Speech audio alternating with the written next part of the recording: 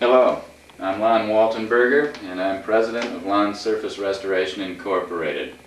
And I want to introduce you to what I'm going to be talking about mostly here and what you are going to be thinking about hopefully throughout this lecture. It's quality. Without this, you're nothing.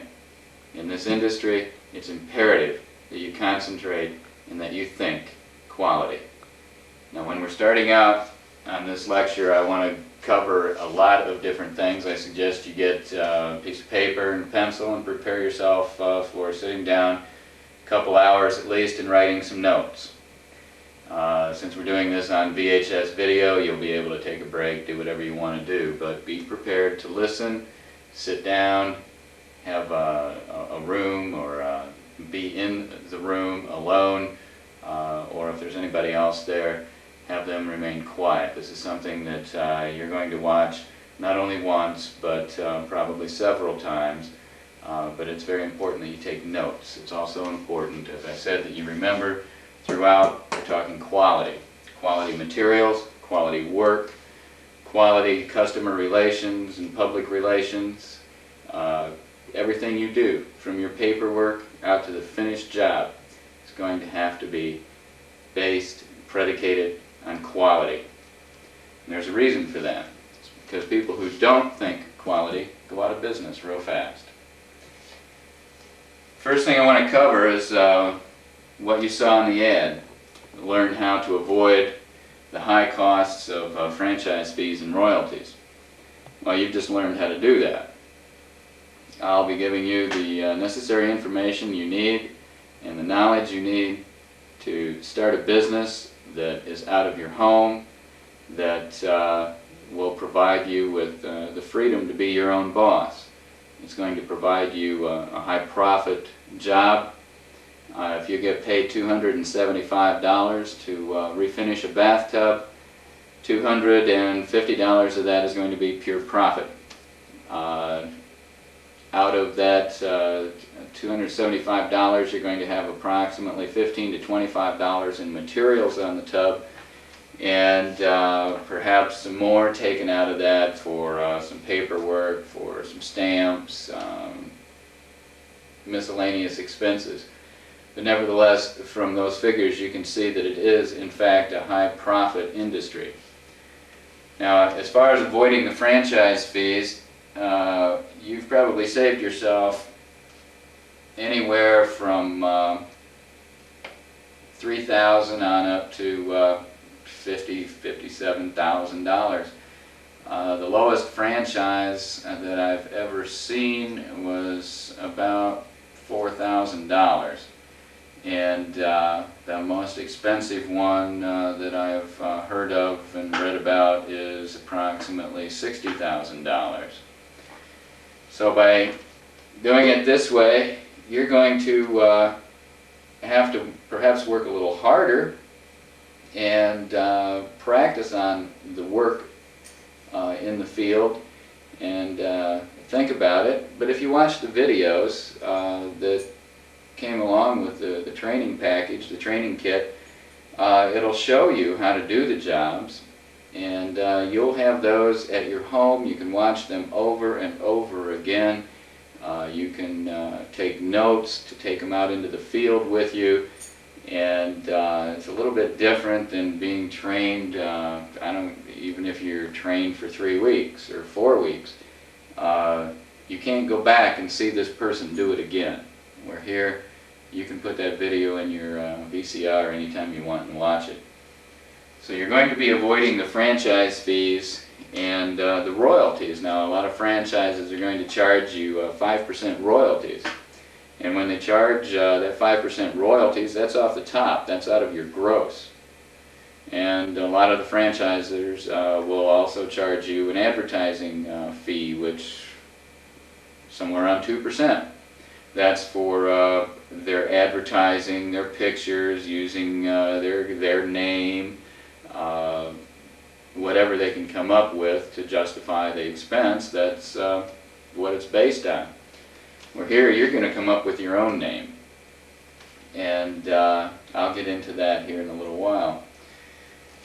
Now, on franchise franchises also, usually there's a contract or a stipulation in the contract that locks the franchisee into buying the supplies from the franchisor for 5, 10, 15 years.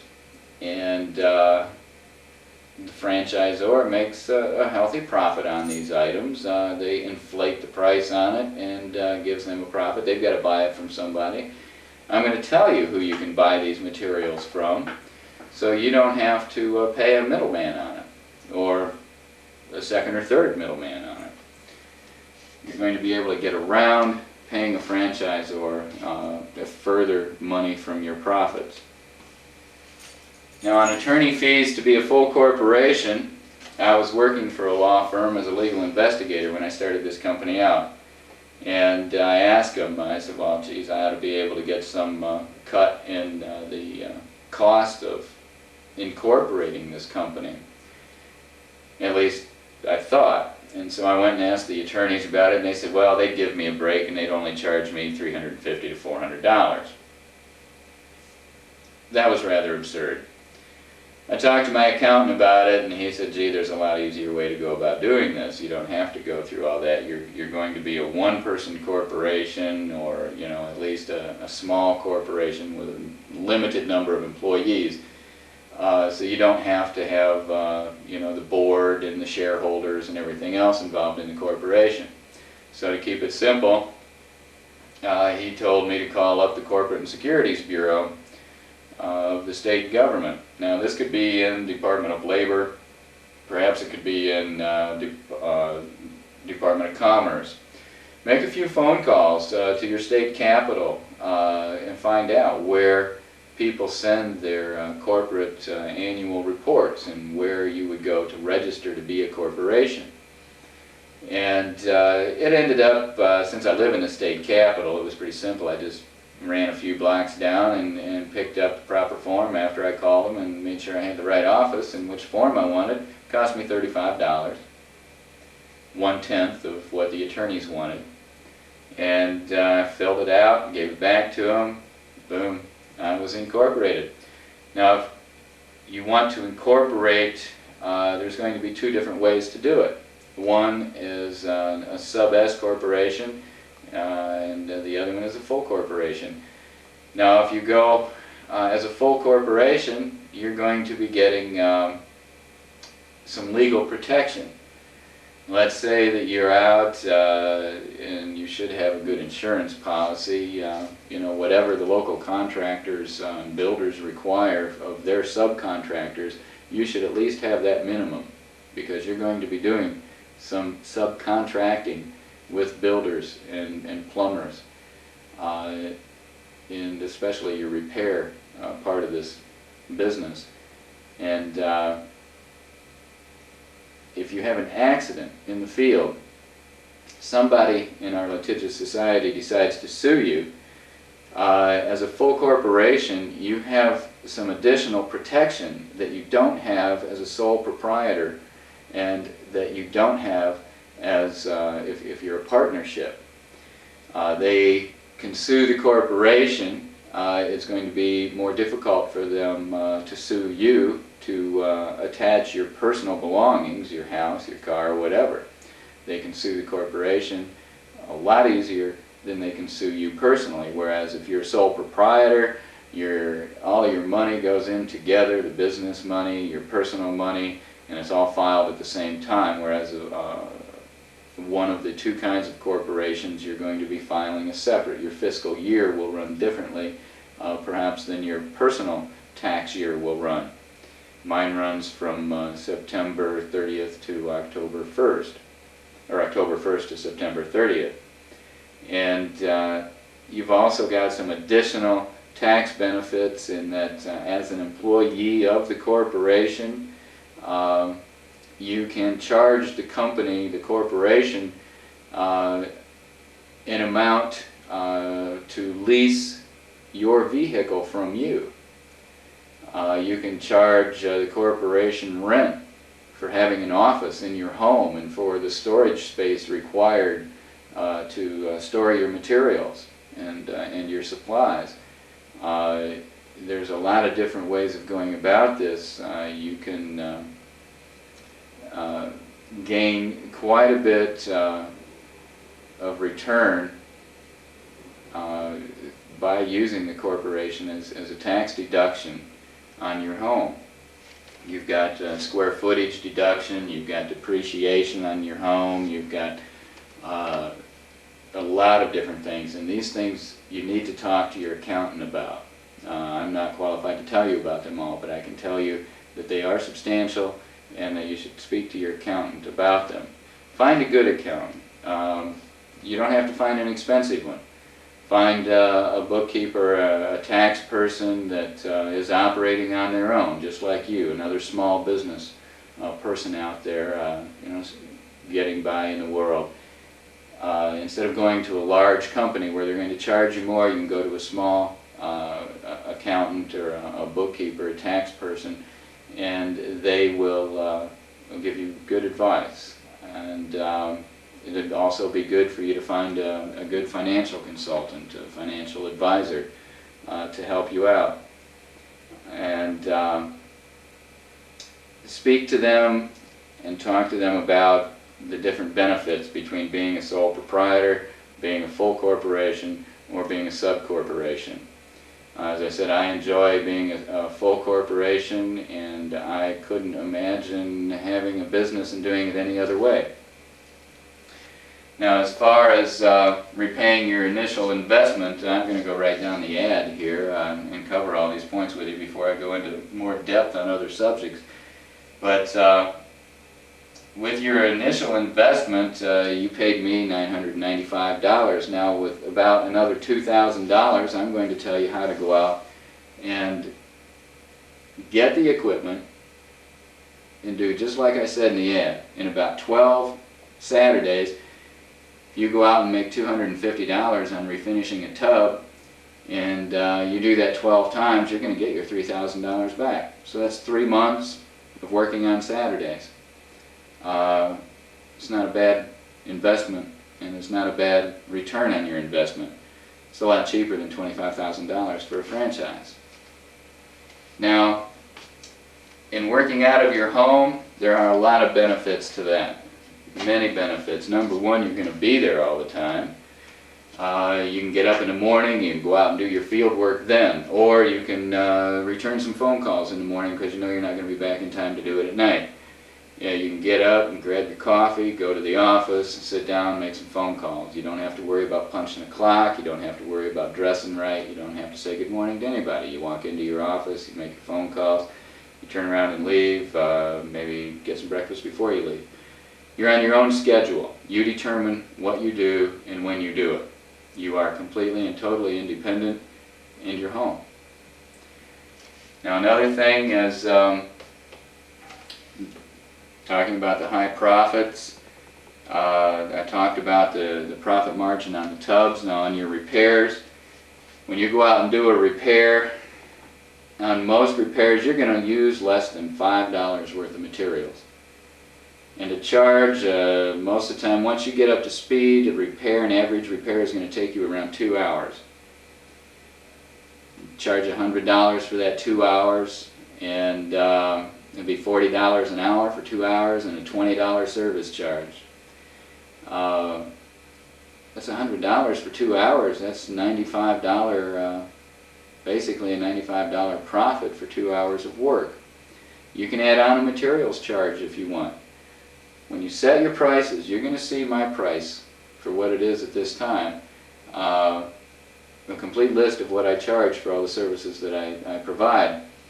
And you're going to find that you can charge what the market will bear. It's better to start out lower in the beginning and raise them slowly over time as you see what your competition is charging, what the local plumbers are willing to pay, what the charges of, what the price of bathtubs are in your area. A good measure for that is if it's going to cost $1,000 to replace a tub, if you stay under $500 to do a repair on it, you're pretty safe. And if you're the only one that can do it, you can charge around $500. but stay less than half of what it's going to cost the plumber or the builder out there to replace that unit. If you have to go over half, you're walking a fine line there, because more than likely they're going to say, well, geez, I'll just replace it. So stay under half, charge what the market will bear, and let what your competition is charging influence that, plus the fact that you're just starting out, so you want to stay lower. But no matter what you charge, the profits are high. And I can't think of any other business where the profits are this high that's legal. Now, next I want to get into talking about office procedures. You get your coffee in the morning, you go down, talk to people, you're in a bad mood or whatever. Don't let that come across on the phone. This is part of the quality that I'm talking about here.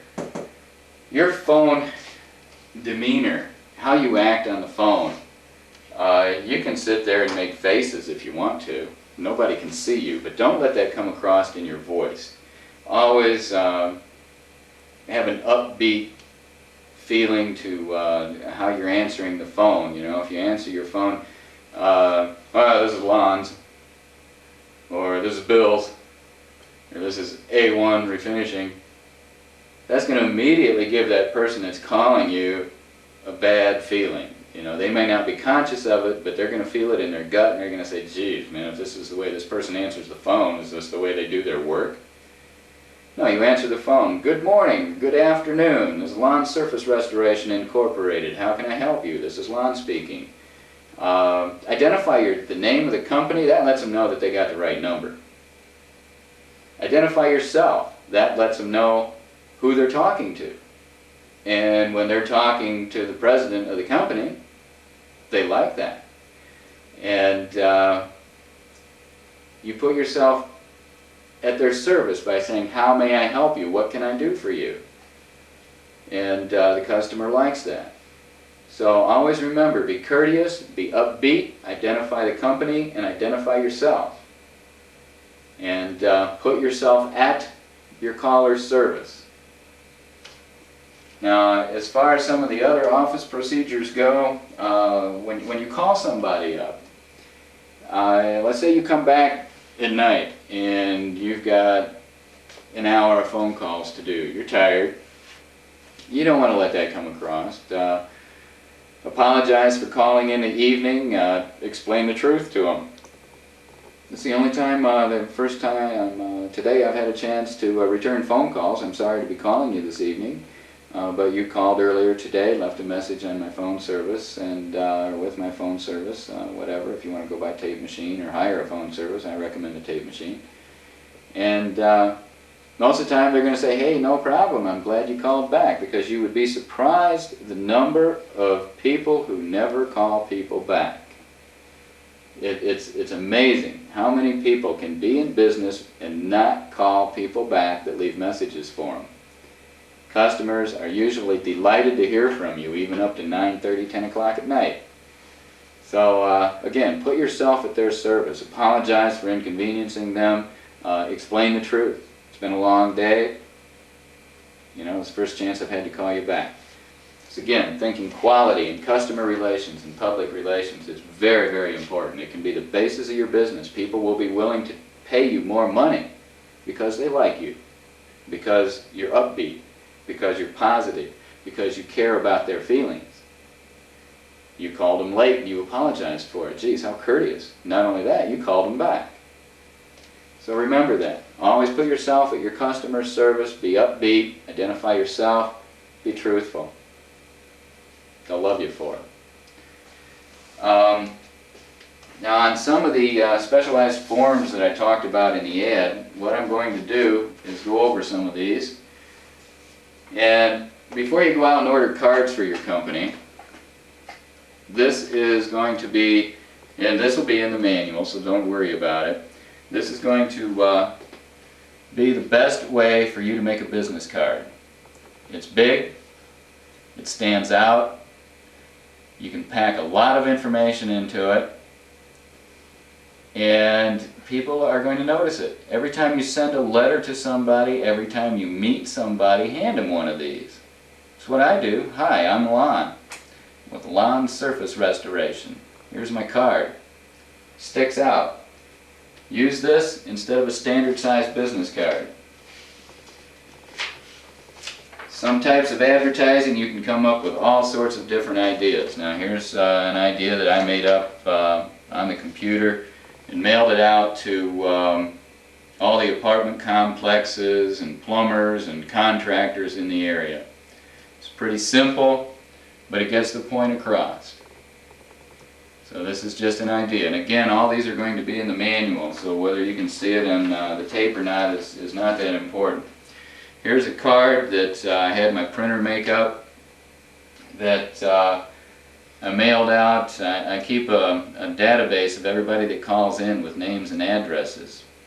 And when they call in, I send them information, which I'll be getting to later. But what I use these cards for is after about a year or 6 months or 3 months, you go back through these addresses and you send them a little advertisement which you put on the back. Oh gee, get $25 off.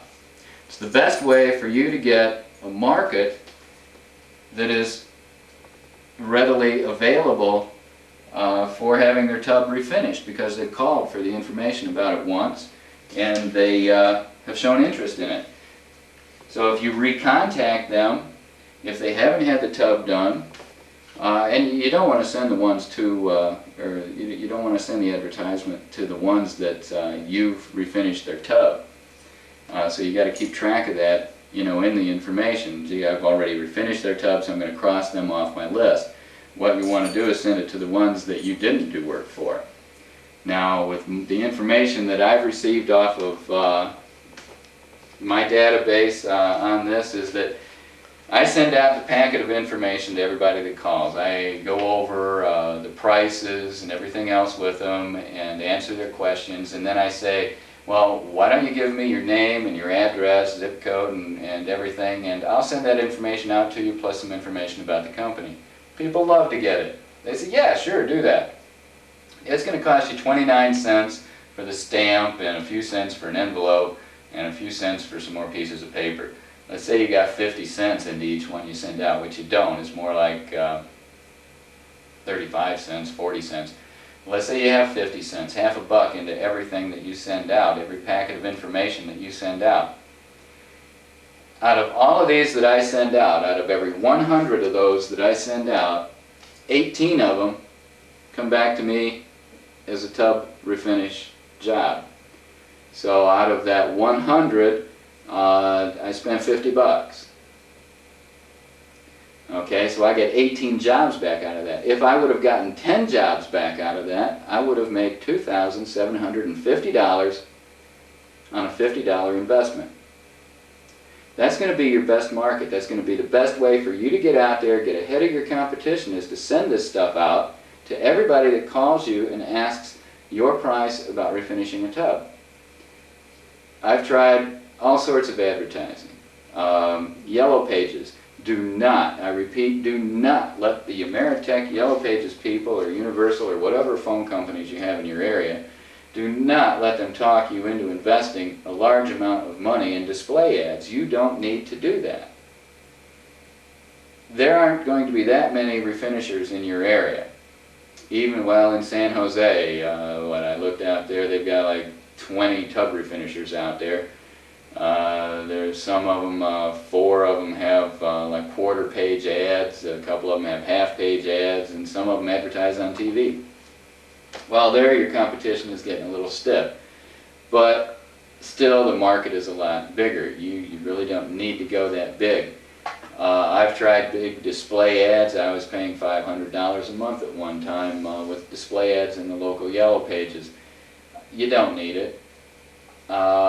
Listen to all the points that the Ameritech people give you about how to buy a Yellow Page ad, but remember that if there's 7 people, 7 tubbers listed under bathtubs repairing and refinishing, which is the category you're going to be listed under, if there are 7 people in there, people are going to call at least half of those listed. I've got 6 people listed in my area now, And I know that people call, usually, all 6 of them.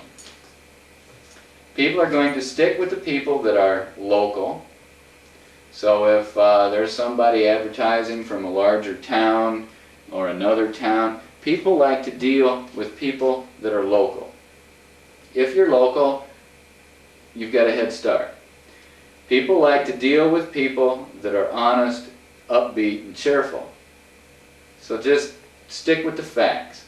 Don't get flowery with all these promises and everything. I've heard people call me up and say, well, so-and-so said that they use a liquid porcelain. Well, I'll get into that later, but you don't have to do that. I just tell people I'm using a highly cross-linked industrial urethane. It's not a lie, it's a fact. It's not specific. I don't tell them, hey, I'm using Imron. They're not going to know what that is. If you tell them you're using a highly cross-linked industrial urethane, which is what Imron is, you're being factual about it, and you're not lying to them. That's a lot better than telling them that you're using something with ground glass or liquid porcelain or anything like that, because what you're doing there is lying to them, because there's nothing like that on the market. Now, while you're talking to them, you'll also want to remember that you need to be relaxed, you need to be human, and be yourself, but be upbeat, like I said, be honest with them. And you'll find that it pays off in great rewards. But with your ad, I found that just a 1-inch information, what they call a 1-inch informational ad in the Yellow Pages works great. And I use my little logo. Quality is my priority. And that's all I say. Tubs, tiles, sinks, counters. Quality is my priority. Lawn Surface Restoration Incorporated and my phone number. That's all you need. That says it all. But in the middle of the ad, in red, quality is my priority. And then below it or above it in real fine letters, tubs, tiles, sinks, counters, vanities. Or put gel coat, acrylic, porcelain, whatever you want. But all you need is a 1-inch informational. Shouldn't cost you much more than $30 for your area.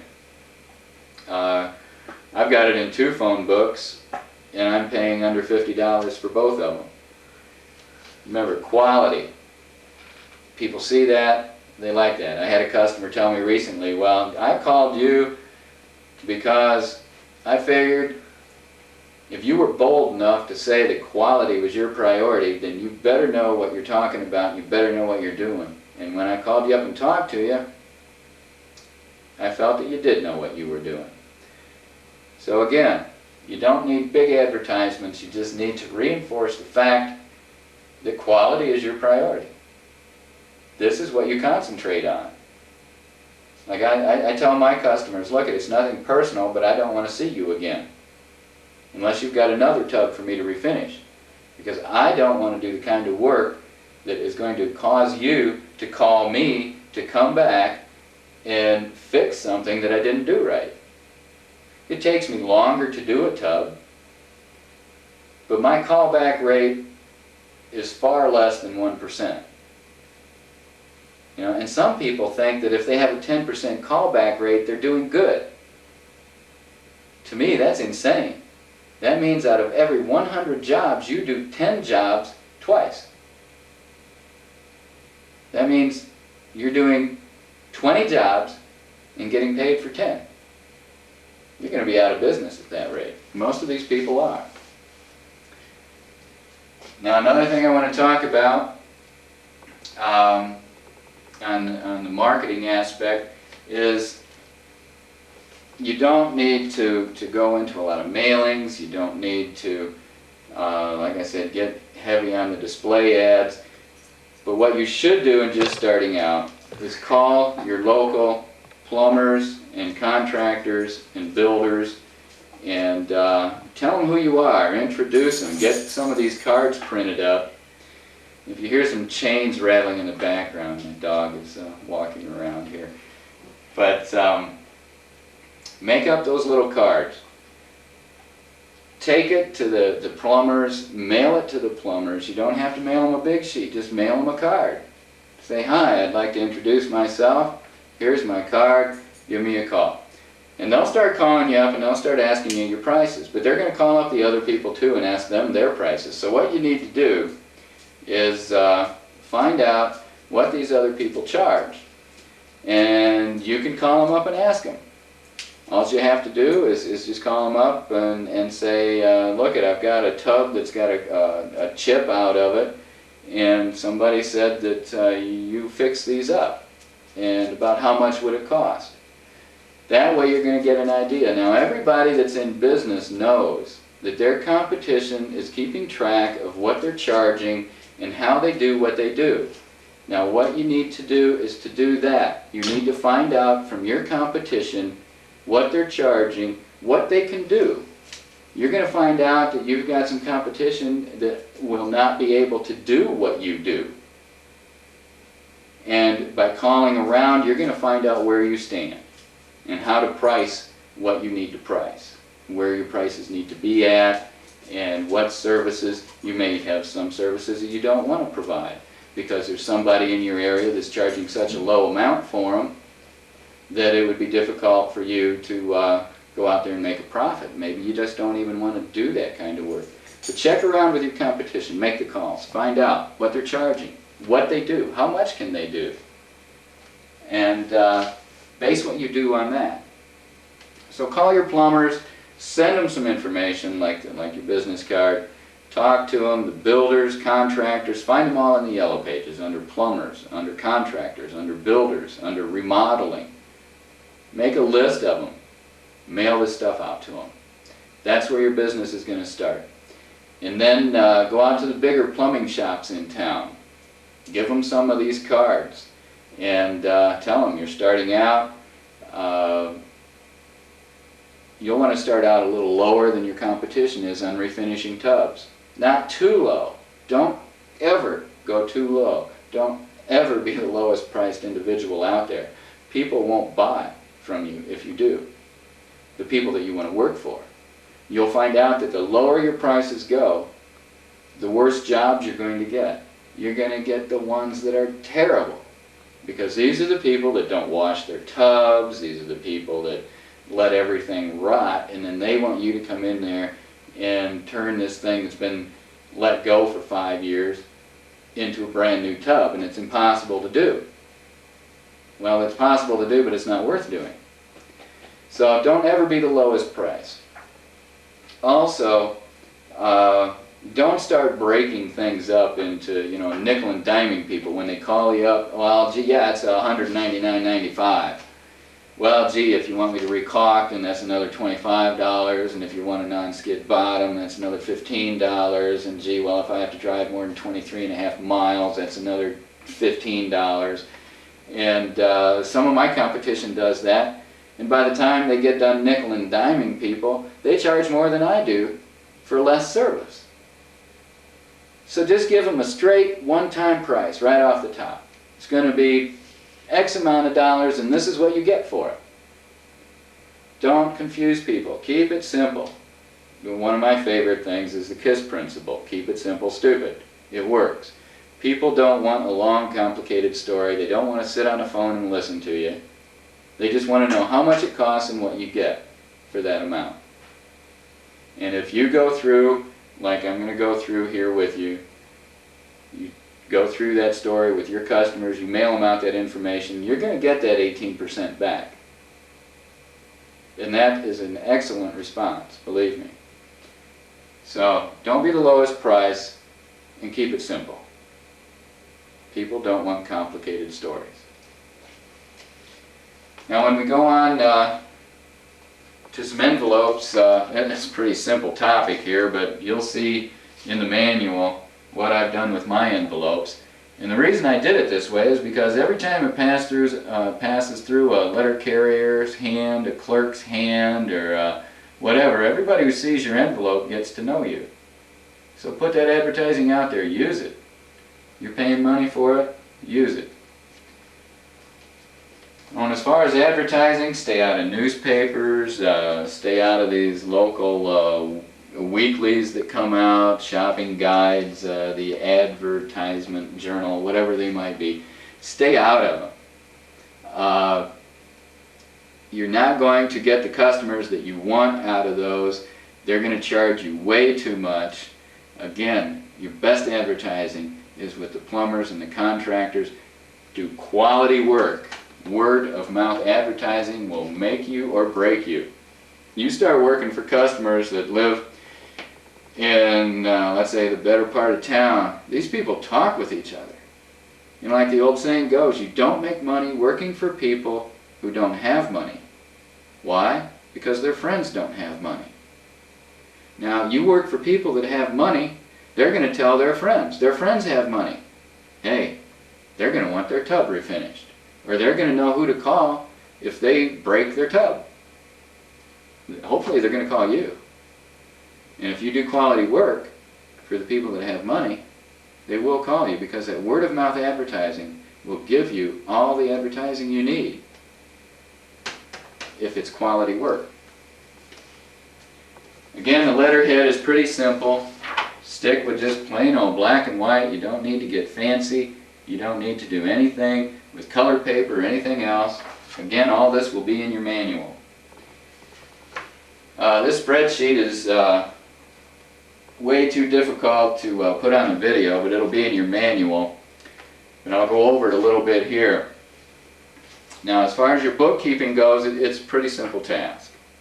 All you have to do is keep track of the date of your invoice number, and I categorize my jobs by a refinish job or a repair job. Or if I'm going to do a spa, I say repair-spa. You can come up with your own little codes that you want to. But that's how I keep them different, because that way I can go back and find on my spreadsheets by the month how many repairs I had that month, how many refinishes I had that month, and then after a while you can keep track of the best months of the year that you have for repairs and refinishes. And your repairs are going to stick with the building industry. The more building there is going on in your area, spring or fall or whatever it might be. Every market is different, believe me. But whatever you find out, it's going to take some time to do that, but this will help you keep track of the better months that you have for repairs, the better months that you have for refinishing, and what weeks of the year you want to take off, because it's just almost impossible to schedule any work at all. Like 2 weeks around the Christmas holidays. Who wants to have their tub refinished during that time? It's almost impossible to schedule work during that time, so I always take it off. Memorial week is another bad week. Labor Day week is another bad week. Typically, I take those off unless I'm backlogged and I have to schedule through them. But over time, you'll get to know that by keeping track of the type of jobs that you do. The next column shows an invoice amount. Self-explanatory. The amount that you put on the invoice and charge that customer. Now, here's a topic that I want to go into some little at length here. When to get a deposit. You've got a lot of bandits out there in the construction industry. There is going to be times, and I can't tell you the number of times I've gone out to do work and have these guys just act like they died. You know, they answer their phones and they're not them. They're their brother or their uncle or something. They're not there anymore. These are the builders that build spec houses and damage their tub, and they hear about somebody that does good repair work. You go out there, you do a good job for them, you satisfy their customer, because remember, you are not there to satisfy the builder or the plumber or the contractor. You are there to satisfy the owner of that house. And if you satisfy the owner of that house, who happens to be your client and for that day your boss's client, if you satisfy that client, then you're going to get paid a lot easier than if you just satisfy the contractor with a low price. And besides, it comes back to quality work. It comes back to a person that just bought a home, just had their bathroom remodeled for $5,000 or so, and you did quality work and you made them happy, and you let them know, look it, Mrs. Smith, I'm not here to make, Roger Builder happy. I'm here to make you happy. I want you to come in and look at the repair, and do you like it? Okay, if you do, fine, sign here. And I'll talk about that a little later. If you make that customer happy, they're going to tell people about it. Quality. Care about your customer. If you don't get a deposit from everybody that does not have, now I'm talking about repairs here, so this is going to be your contractors and your builders. I don't get deposits from residentials at all. If a homeowner calls me up and wants me to do some work for them, I never get a deposit from them. I've never, ever had a bad check from a residential job. Never. But I can't remember all the money I've lost from plumbers not paying, from builders and contractors not paying. And it's ungodly the amount of calls that I have to make to chase down my money from these people. They don't like to pay. Some of them do. Some of them are really good. I've got an account here. I go out and do work for them. 2 weeks later, I've got their money. Of course, they're a plumber. They've been in town for 100 years. And they're the best. And they take pride in the quality of their work and how much they satisfy their clients. So they want to keep up that reputation. They don't want to be known as people who stiff their subcontractors. And as a subcontractor, you're always going to be at the bottom of that list of people to be paid. So get a deposit from builders and plumbers, other companies that want you to work for them. You can't do that with manufacturers. They're a breed unto themselves.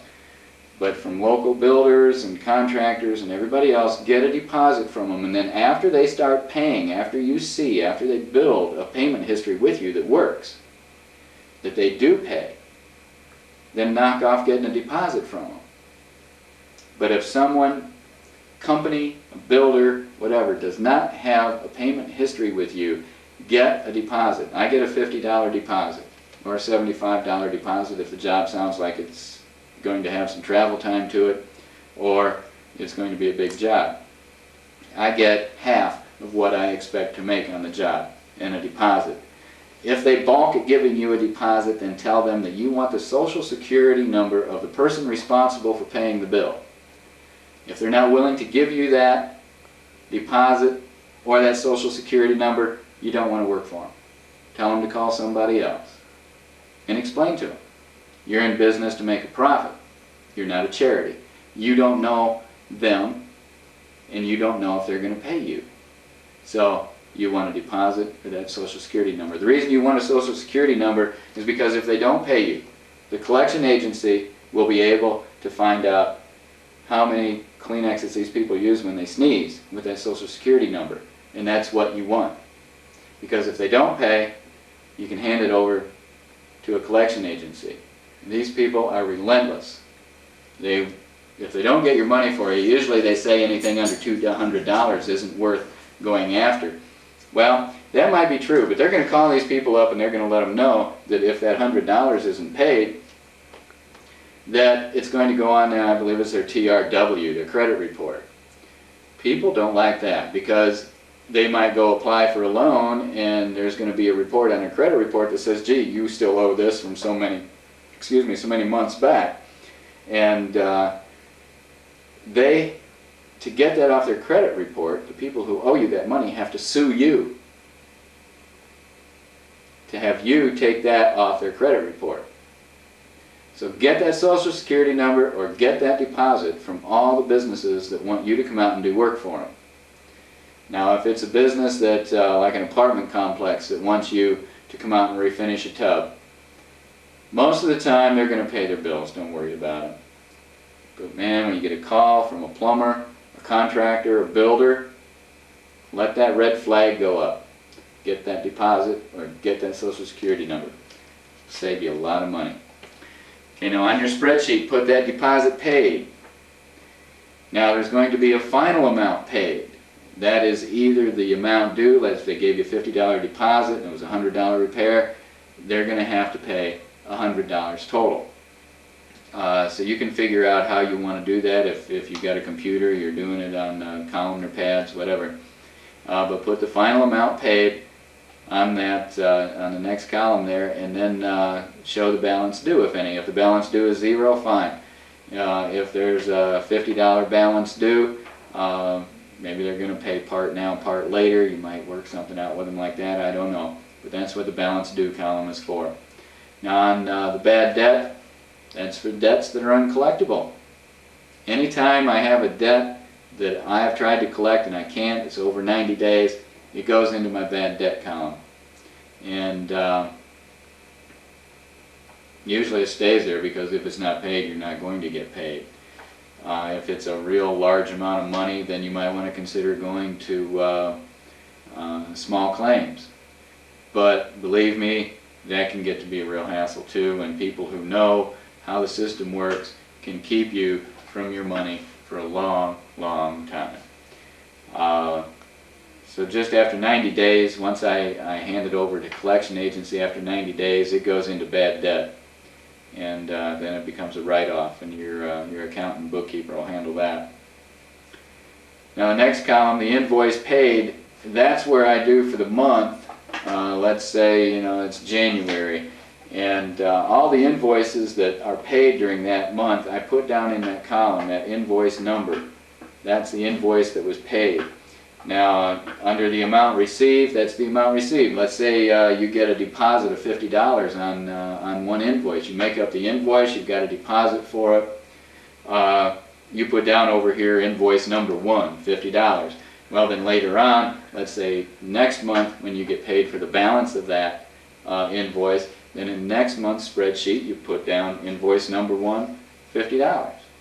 That lets you know how much money you've received during that month. Over here is the money, the final amount paid is the amount of money that you've billed out that month. Or the invoice amount, I'm sorry, is the amount of money that you've billed out that month. The amount received is the money that you've brought in that month. So there's a difference there. And then just put down the deposit date. That's the date you put the money in the bank. And it's good records to have, because believe me, sometimes you'll get a call from people wondering where that check's at or something. Somebody lost it. All you have to do is look back at your spreadsheet or at the invoice and you can tell. So that more or less explains that spreadsheet. Now on the invoice, again, this is in your manual, and this is something that you can design yourself however you want to do it, but this gives you an example. It has all the information in there, all the different fields or types of information that you need, and you can divide that information up whatever way you want to study how your business is going. The dates, the types, the invoice numbers, all of that information is there. And always remember to thank people for allowing you to work for them. Now this is a form that I put up on every job I do, whether it's a repair or a refinish. I just put a little masking tape up on the back wall over the tub or on the shower curtain rod, and I hang this up and I fill in the blank there where it says do not use until. Well, once you get done with a repair, if it's down in the bottom of the tub, they can use it in 24 hours to 36 hours. If you refinish a tub, they can use it after 24 hours.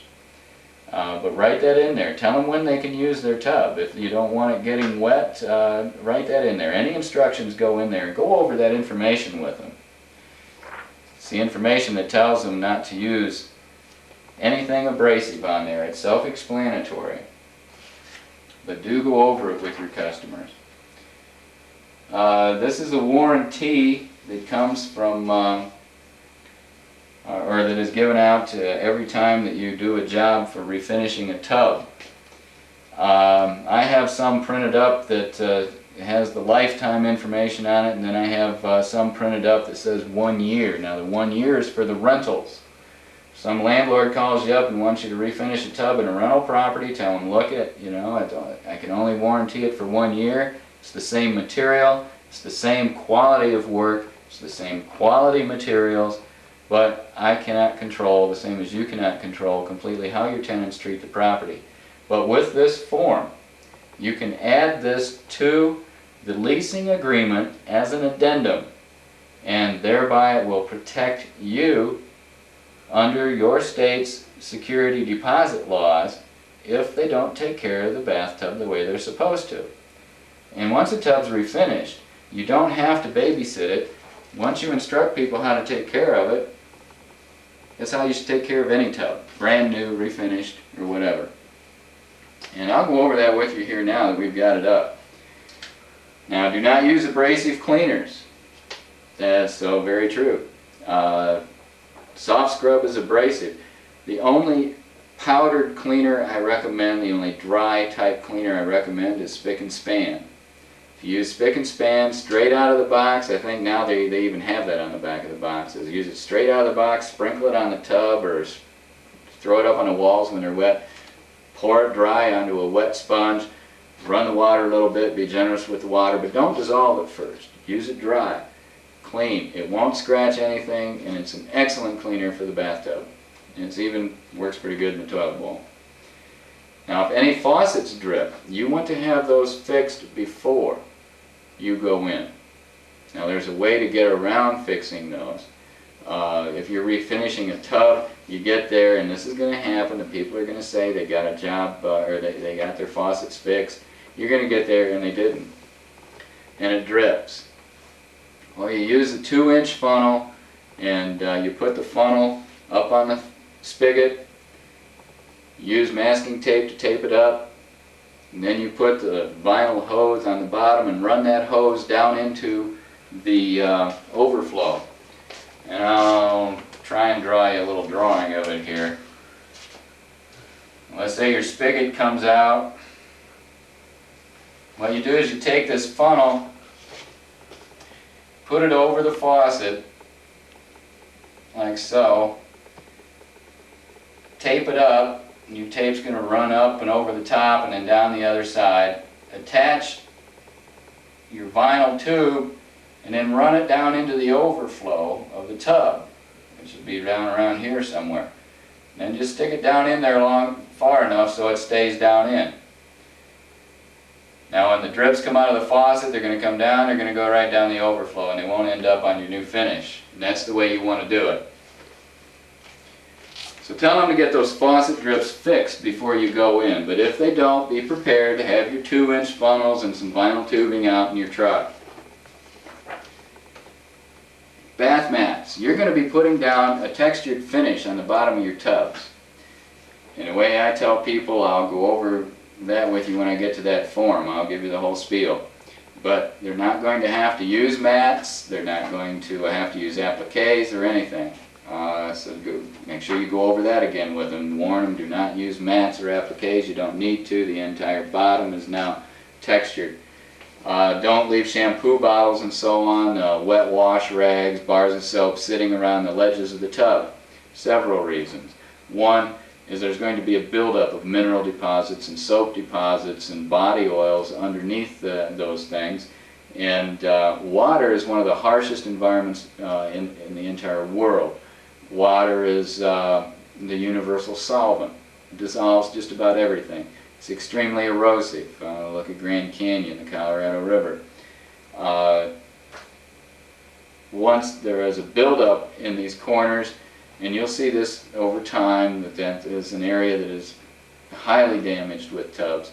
Because of the buildup there, people like to get SOS pads or whatever and just abrade it away. And you don't want them doing that. So tell them, don't leave the shampoo bottles and the bars of soap sitting on the ledges of the tub. And most of the time people are going to be real interested in how to take care of their bathtub. They've just invested some money into it. They're real happy with it. It looks new. And most of the time, 99% of the time at least, you're going to be talking to the women in the house. Guys, don't wash bathtubs. You know, women are still out there. They're the ones that are still doing most of the domestic work around the house. So you're going to be talking to the women who live in the house, and respect that fact. They're cleaning up after everybody all the time. Most of them are working a full-time job. So if you explain to them how they can make their life easier, more simple, they're going to listen. So tell them. And also tell them at the end of going over the warranty here that they can use a car wax, a high quality car wax on their tub. Tell them to wait a couple months. But if they put a high quality car wax on their tub like Turtle Wax or Rain Dance, there's a product out now, I don't know how far it's being distributed, but it started here in Lansing called Diamond Bright. It's the same thing they put on cars. When you buy a car, they want to charge $249.95 to seal the paint on it. Same exact thing. It's a Teflon containing product, paint sealant. It's great for any hard non-porous surface. It can go on tile, it can go on tubs, anything. Countertops, vanities, cultured marble, Formica type countertops, kitchen sinks, you name it. And it's not necessary that they do that, but if they want to experiment with that, that's fine. Also, the best way to keep a tub clean is to towel dry it after it's used every time. Usually that's real difficult to do. The only people that are usually willing to take the extra 60 seconds that it takes to do that are the women, because they know how hard it is to keep the tub up. They're the only ones that do. So respect that fact when you go over the warranty. Ask to talk to the person in the house who cleans the tub. And look at the woman when you say that, because she's going to be the one that answers and raises her hand. Now on Form 1, which you'll find in your manual, is an example of an introductory letter to a manufacturer of bathtubs. And you can use this as an introduction to any manufacturer of spas, bathtubs, or whatever. As a matter of fact, I don't know if Linda Christensen is still handling Lasco's customer service department, but that is their address and the actual person that this letter was sent out to. So it's another thing to do is get in your manual, find the addresses of manufacturers and send them this letter. Let them know you're out there. Let them know you're qualified. Let them know that you're willing to work for them and with them. Now Form 2. This is what I keep handy at the desk whenever anybody calls in, and this is one of the forms, the 3 forms that I mail out to everybody that calls in about tubs. Now I'll go over this with you now, just like I'm talking to a customer on the phone. They're going to call up and say, gee, can you give me an estimate, or will you come look at my tub and tell me what it's going to cost to have it done? We'll say, well, no, I don't come out and look at tubs. You give me a good description over the phone, tell me what kind of tub it is. Standard built-in porcelain tub is going to be 9 out of 10 of them. And I'll tell you what it costs. It costs exactly $275. No taxes, no add-ons, nothing. And this is what you get for $275. You get a lifetime warranty. It's a prorated warranty, and it's transferable to new owners should you sell the home. It's probably the most comprehensive warranty in the industry.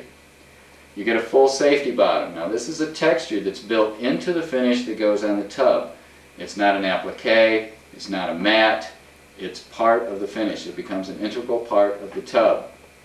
And it covers every square inch of the bottom of the tub. It's custom wrapped around the edge of the tub and wrapped around the drain. And I make sure that every square inch is covered, because it only takes 2 inches. Once your foot slips 2 inches, 9 out of 10 times you're going down. So if you've got appliques on there that have 6-inch spaces between them, they're not going to do you any good unless you sit there and watch where your feet are at. So you get around that. No matter where you put your foot in the bottom of the tub, you've got that safety factor there. This is very important for your seniors and your less able-bodied people. Also, it brings your tub up to code, because all tubs manufactured today have to have non-skid safety bottoms in them. So, you've got a tub that's up to code, you've got a safe tub. You've also got a convenient tub, because you don't have to worry about using those messy old mildew-laden mats. that damage the bottom of almost every tub they're used in. You don't have to worry about using appliques, which are ridiculous because the rubber parts dry out, flake off eventually, leaving behind the adhesive, which is almost impossible to get out without dying of overexposure to heavy solvents. And next thing to talk about is the choice of color. You get your choice of color, any color you want. Some people will call you up and say they want their tub black. My favorite response is no, you don't. Think of a black car. You know, every time you take a shower, you're going to leave behind little white spots. If they want a black tub, give them a black tub. But black is harder to do. But give it to them for the same price. The price isn't that much different. A lot of people out there say, yeah, with bone and white, you know, it's this price, but if you want a color, it's another $25. Forget it. Keep it simple. Also, any chips that are in the tub are repaired before the new finish is put on. Now you get a high gloss finish. It's a high gloss wet look finish. Next, I tell them when I come in, I remove the old caulk that's there. Now if they're going to be remodeling and they're going to be putting up a new surround, tell them not to caulk between the surround and the tub. You'll just have to cut that caulk off to put the new finish on. Tell them to put up some polyethylene tape or even some duct tape, anything, or take baths. But don't put up caulk around there until you can get in there and refinish that tub. Because when you're done, you're going to be pulling your masking, and everybody has to put up masking, and you'll see how that's done in the other videos there. But you'll pull your masking, you'll do a complete cleanup in the bathroom, any overspray that's on towel racks or anything else will be wiped off, and you're also going to be recaulking their tub. Now this is very important. When you recaulk that tub, you're putting them back in their tub in 24 hours. Because if somebody says, gee, you got to wait 72 hours before you can use your tub. Well, they're not being completely truthful with these people. Because after they pull the masking, they're going to have to recaulk. Caulk requires 24 hours to cure. So they've got to add on another day. That's 4 days. And if they got to wait 2 days, then it's 3 days before they can use their tub. By recaulking that very day, you're putting them back in their tub in 24 hours. The next night they can use their tub. And you're going to learn how to caulk in a way that most homeowners don't know how. Believe me, you're going to get out there and you're going to start pulling some caulk off of these tubs. It's going to give you some nightmares. Use heat when you're taking that caulk off, but be careful when you're using that heat that it's not a plastic surround, because you'll warp it and melt it. And some of these plastic surrounds, you look at them and they melt. So be careful with that. But it's going to be tricky. Silicone should be taken off the market. Use only polyseam seal tub and tile caulk that's mildew proof. To get the mildew proof, you'll probably have to go through a local plumbing supply company, which you can do because you will be a business, and if they know that you're working on tubs and so on, they'll be more than happy to sell it to you at wholesale. So get that mildew proof. If you want mildew resistant, usually like at a Kmart or something, you can find it there. But call around to some suppliers in the area, plumbing supply wholesalers. Get that polyseam seal tub and tile caulk in that blue and white tube, 6 ounce, and learn to put it on. You can see the way I put it on in the videos. I think I'll go over that with you now. It's very important. Now on the tip of the caulk, you've got some lines. And what you've got is this tip that comes out of the bottle, the caulking tube. And it's got a line on it here that the cap clips over when the cap goes on. And then it's got a line here and a line here. I'm not an artist. So what you've got is 2 lines telling you to cut these here. Don't. Start cutting here. Okay? At that horizontal line. Cut at the same angle as the other lines through that line there. That will give you a small opening. That's all you need to put on the caulk. Most people put on 5 times more caulk than they need. Now once you do that, get a wet sponge, even a wet paper towel.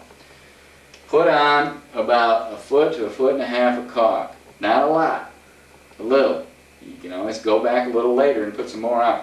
Excuse me. Then take your finger and wet it, and take it along that caulk line for about 6 inches or so, till it starts building up on the end of your finger. Wipe it off. Then a little more. Wipe it off whenever it builds up. You'll learn how to shape it and everything. Do a good professional job. It'll take you a couple jobs and you'll know how to caulk. Shouldn't take you more than 10 or 15 minutes to caulk a tub all the way around. Believe me, these homeowners out there, I think sometimes they get these big tubes and the big caulk gun and they put that stuff on there, and then they take a tablespoon and spread that stuff out for about 2 inches on either side. You'll learn about that. But you're going to give them a nice professional caulk line. And I've learned that I require shower doors and tracks to be taken off if they're on there before I come in. If they're planning on putting them on, don't put them on for 2 days afterwards, and warn them. This is extruded aluminum, the edges are razor sharp, and be careful with the tub. Put a rug down, upside down, so the nap is against the tub, and get in there without shoes on. Bare feet, stocking feet, no shoes. Put big thick blanket down in there before you start working around the tub, but don't let the edges of this metal scratch a tub, because it'll scratch porcelain, gel coat, acrylics. Your bare feet will scratch acrylics. So tell them just to be real careful, because if they scratch it, it's going to cost to come back and fix it. But you can try a few tubs if you want with the surrounds on them, but you'll find out it's not worth it.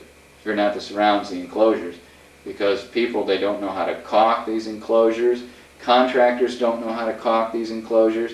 You go in, you do a good job, you try to get all that water that's underneath that bottom track out of there, and you can't because the contractor didn't caulk it right, or he told the people to go ahead and use it, and the caulk's still wet under there, it didn't cure, got wet, turned into mashed potatoes, and that's the way it's going to be for the rest of its life. And then the people call you back because when you put new caulk down, it didn't cure. Why? Because the contractor didn't do his job right. But they're going to blame you because you were the last one there. So just have them, save yourself a hassle, and have them take off the doors and the tracks before you refinish a tub.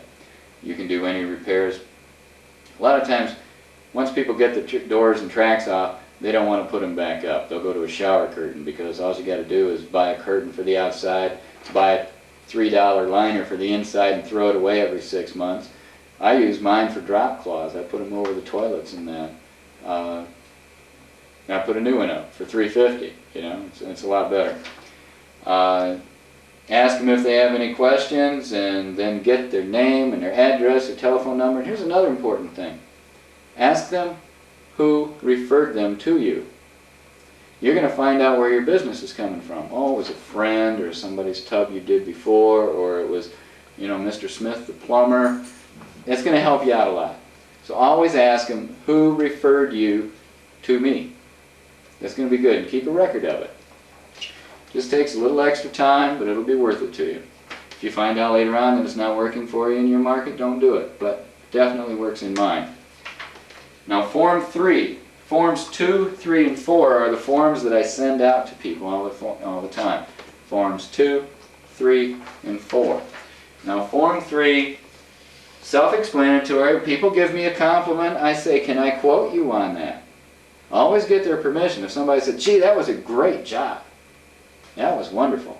Oh, it looks brand new. Say, can I quote you on that? You know, and then after a while you can pick out the real good ones for your list of testimonials. Don't give full names, don't give addresses or telephone numbers. People call me up and they want a reference.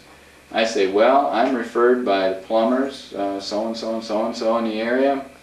I have an excellent reputation. I'm very proud of my reputation. I do warranty work for manufacturers when somebody's $6,000 tub is damaged, when it goes into their $40,000 bathroom. I go in and I do a perfect repair and I make them happy. And included in the information I'll send you is some testimonials from people. but I don't like giving out names of clients that I've worked for because I feel it's an invasion of their privacy to have people calling them up and asking to see their bathroom. You know, you just don't want to do that. So collect your testimonials and find out, you know, what people are saying about you, and you'll find out that the testimonials are going to work for you. Now, Form 4 is the third page that I send out to people. Now, that is a list, and it's self-explanatory here, why am I the best? And you can pick and choose from in here what you want. Word it, be truthful. Don't exaggerate, be truthful. People will appreciate that. You know, even if the only thing, why are you the best? If the only thing that you put on there is because I care about my clients' satisfaction and their happiness. I care that I don't want to come back and do this job again. I want my clients to have me in there once and out. Whatever you want to put on there, do it. You'll find out that it'll help. Now, Form 5, this is a letter that I found to be very important. Whenever I have a tub scheduled to do, the week before I send out a confirmation of the appointment with instructions on what to do. Now, I don't go over this with people when they first call me up and call in an order to have a tub refinished. That's not necessary. Send them this letter the week before. Or if they do call up and you've got an opening, go over it with them on the phone. And just tell them, you know, exactly like it is here. The reason I recommend the Works tub and shower cleaner, by the way, is because that is the strongest cleaner available on the retail market. Porcelain is not acid resistant. Porcelain is extremely susceptible to damage by acids. And you're going to see some tubs out there that people put in toilet bowl cleaners, that they put in snow bowl or a drain cleaner or something. Well, this stuff literally is hydrochloric acid, and it literally dissolves porcelain.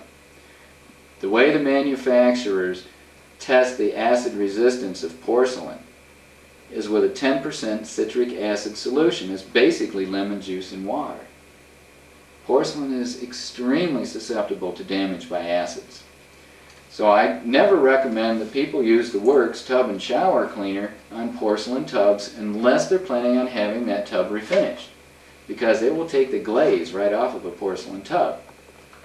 Porcelain on cast iron is put on in a powdered form. The casting is heated up to cherry red at about 1700 degrees. It's brought out of the kiln and it's sprinkled on the tub, put back in. It's done this repeatedly until they build up about a 40,000th thickness of porcelain on the tub. The final step is to put a clear glazing, glass glazing over that tub.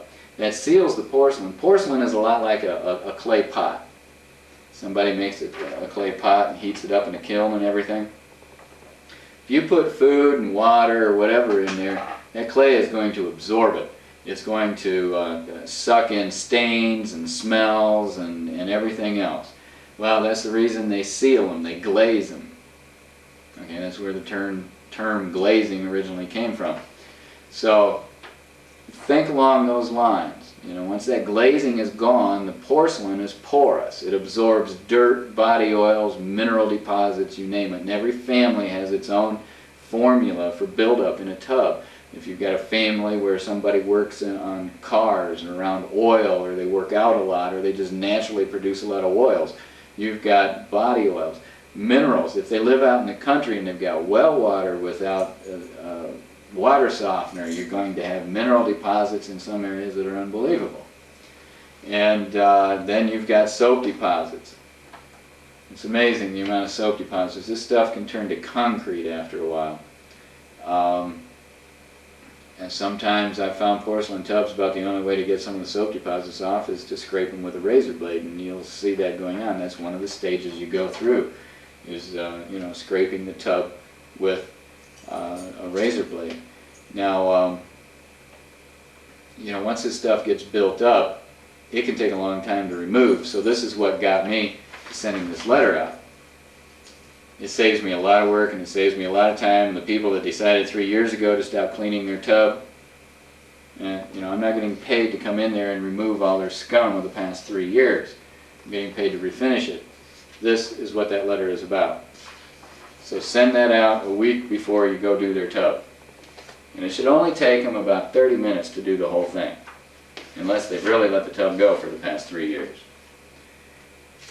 Now the next one, Form 6, is the work order. It's self-explanatory. The information is self-explanatory. I'm not going to go over that much with you, except that it's important for you to ask them all the questions.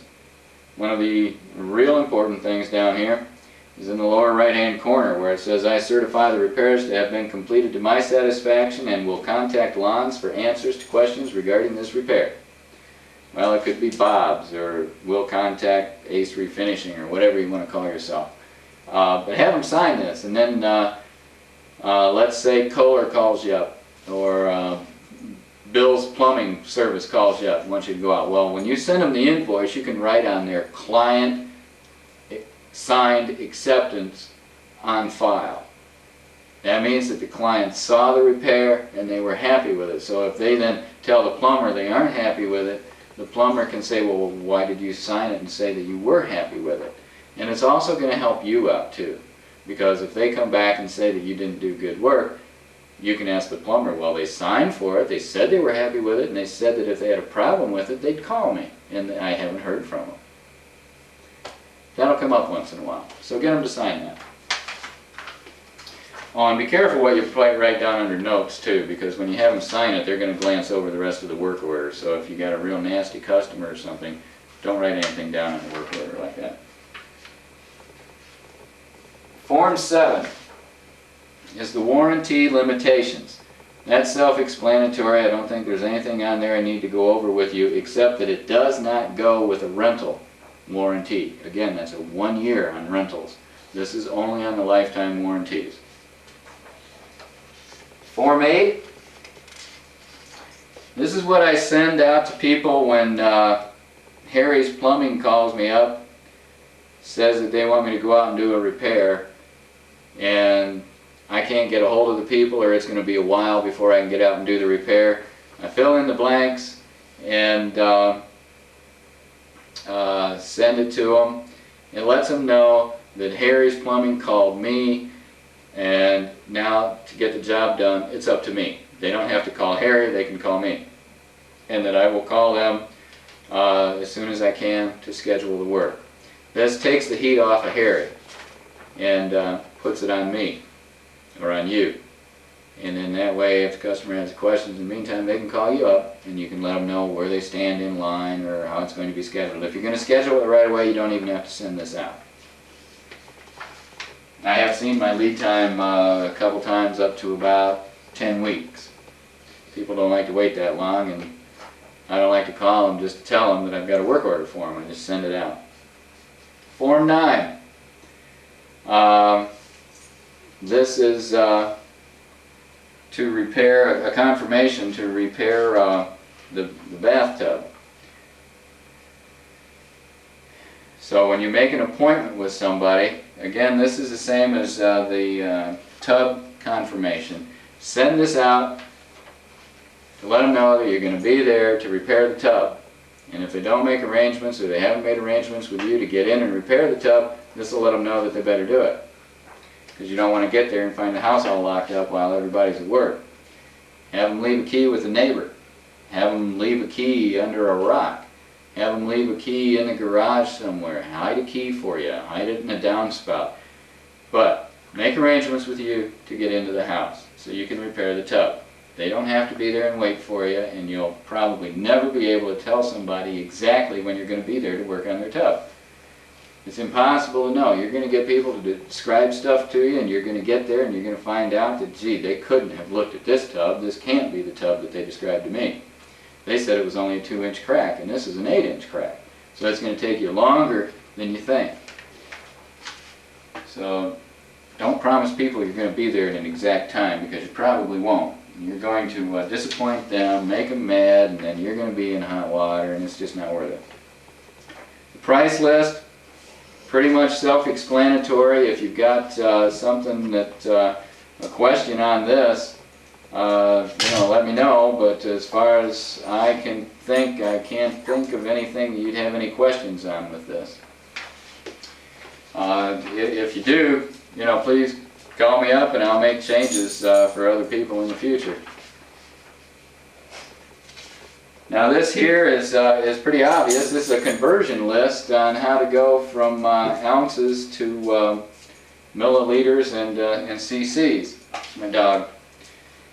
And what you want to do is keep this with you, because when you're measuring out your coatings and your reducers and everything else, this is what you're going to use to do that. And I'll have a formula that I'll go over with you later about that. But keep that with you. Make several copies of it and then take one with you. Now this other thing that's in here is something that comes from Owens Corning and Sterling on how to fix their swirl text units, and I'll go over that with you a little later.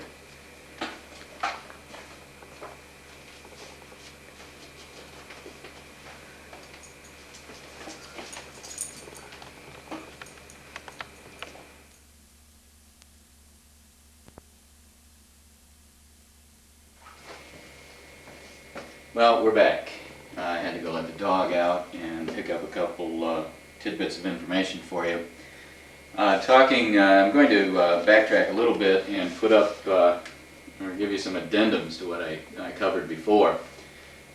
Included in your manual is going to be a copy of Yellow Pages ads, or the ads from my local Yellow Pages. Give you an idea of what to do. Now you're going to get your listing that you pay for, and then you're going to get a free listing in the Yellow Pages. And you're going to see here on this page under Bathtubs and Sinks, Repairing and Refinishing, you've got the tubbers, and one of them has a big display ad. Somebody always falls for the Ameritech sales routine with a big display ad. And I do believe that the local Permaceram resurfacer recently went out of business. The phone has been disconnected for some time, but last year he had a big display ad like this Tub Pro 2 person has. Up above under Bathroom Remodeling, you'll see that Kellogg's Porcelain Resurfacing is listed under Bathroom Remodeling, and he is also listed under Porcelain Repairing and Refinishing, I think, is another heading. But people don't know to look under that, so I wouldn't even worry about that. The only places I'm listed is under Bathtubs and Sinks, Repairing and Refinishing, and then I put my free listing under Bathroom Remodeling. I'm not too sure about that sometimes, because sometimes I get calls from people who want me to remodel their whole bathroom. And then I refer them to some remodelers that I have seen their work, and I know that they do good work, and so I give their name as a reference. Or I refer people to them to get the remodeling done. So that's going to be in your manual. And by the way, I have a 1/2 inch ad, not a 1 inch informational. And this one and another one in a book in a town south of here cost me $69 a month. And that's all you need. Look it over, study it, think about it. And as I said, don't fall for a big story. And on your prices, I want to read something here that I took out of a magazine called the Greater Lansing Business Monthly. And I believe this is their June 1991 issue. And this is an article called Breaking Through the Clutter, the Absolute View of the Absolute Genius. This is about marketing. And it says here, price is your most telling statement about the brand. And I'll quote in part, the price is taken as a rating of quality and it should reflect the real value of the product. In other words, price should reflect the tangible and intangible value the customer gets, not just the product or the service the customer buys. And then it goes on, while discounting, sales and so on, may drive some short-term sales, it also presents two long-term dangers. First, when you discount, you raise serious questions about the real value of your product. The customer thinks if they can sell it for X today, it must not really be worth the Y that they wanted yesterday. Secondly, over time, you can fall into the Arby's syndrome. That is, people will only buy your product when it is on sale. Ask Arby's. Ask clothing retailers. Ask automobile manufacturers. When a company starts down the discounting road, it is difficult to get the positioning off that track. So think about it before you have a sale. Because what's going to happen is exactly what they say here. Another thing that's going to happen is that you're going to get people that will say, gee, I want to do it now, because they didn't know about your sale. And they call up and you say, yeah, there's $25, $50 off special right now. They're going to say, oh, gee, put me on the schedule.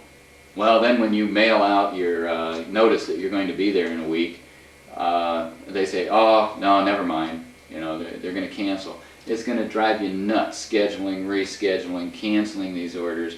So whenever you create an anxiety in people that call up by telling them, yeah, I'm scheduled 6 weeks out, which sometimes, you know, with luck, you're going to be.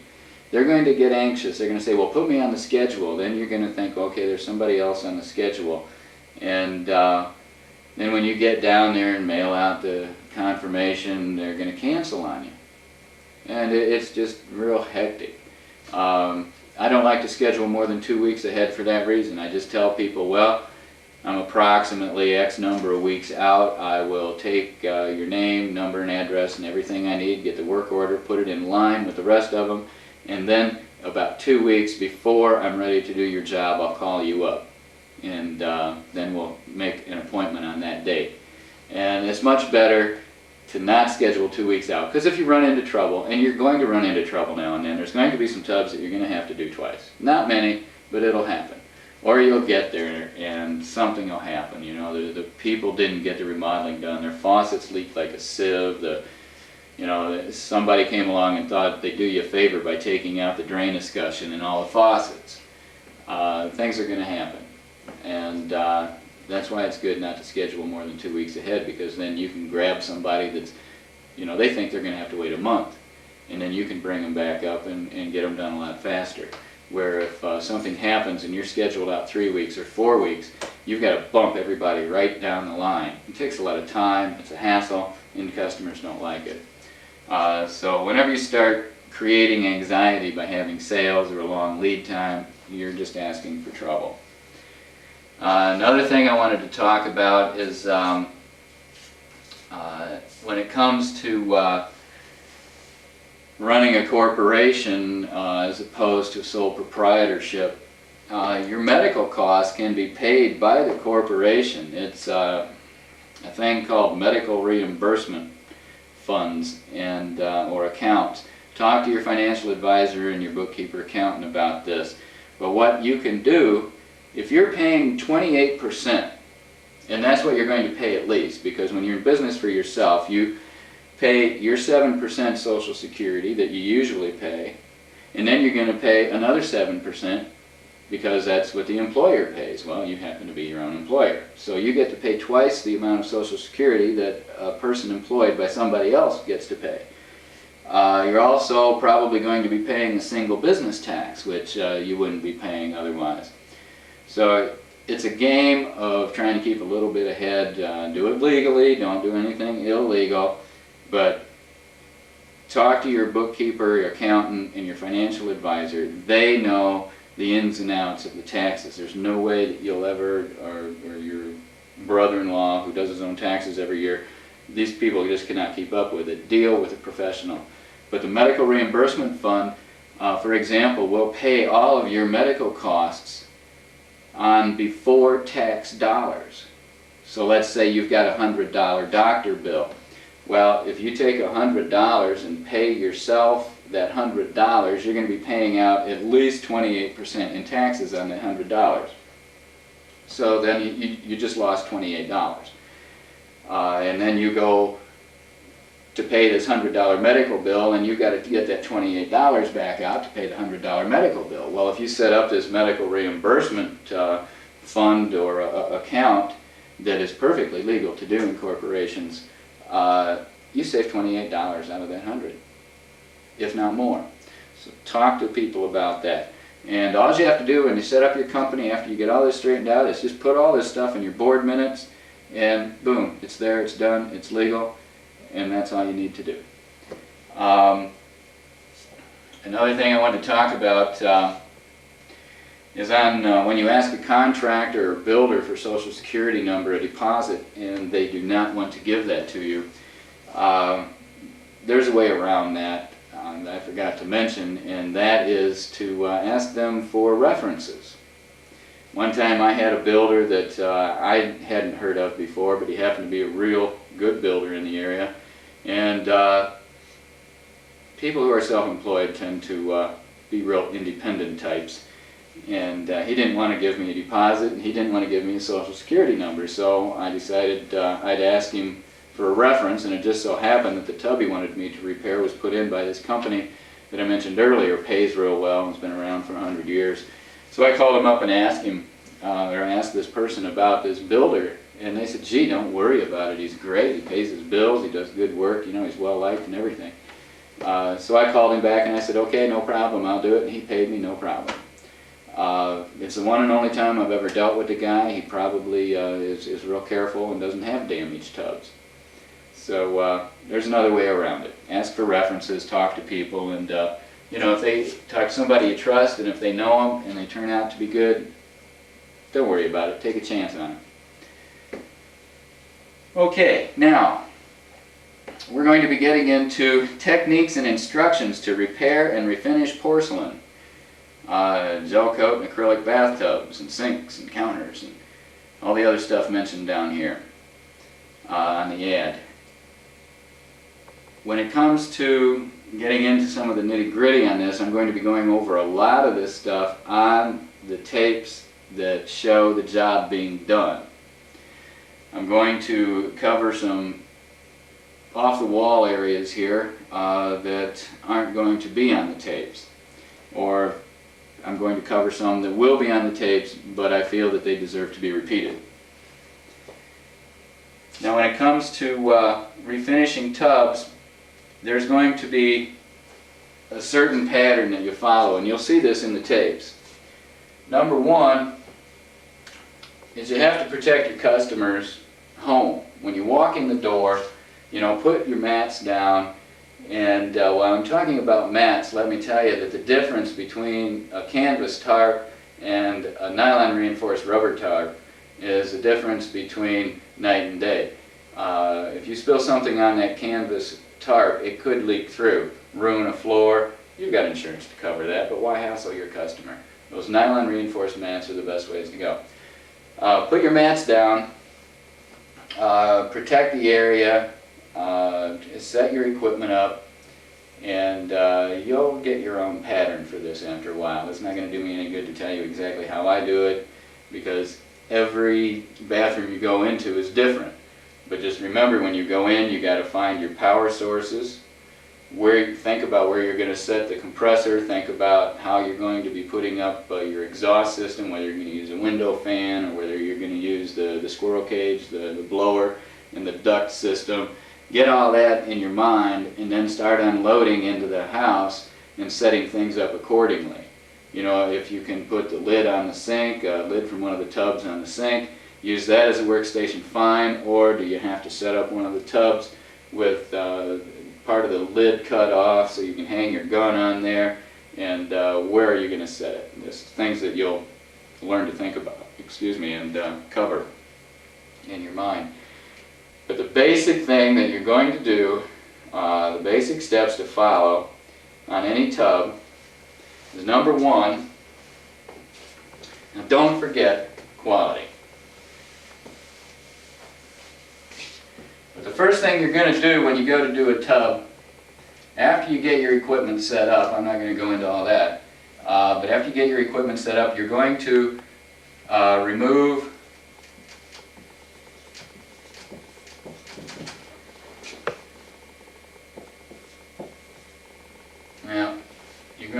the overflow drain, or the overflow plate.